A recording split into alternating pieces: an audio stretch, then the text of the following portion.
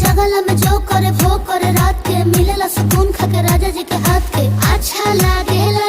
कमर ककरी से भइल काटा हराबा हो गलिया लागेला जान टमाटराबा हो गलिया लागेला जान टमाटराबा हो। कहे तोर गया तुझको मैं पार करना अपने खाला पहले हम के खिया करना तबे भोल बा कमरिया मोर चाह करना तबे भोल बा कमरिया मोर चाह करना चाह करना।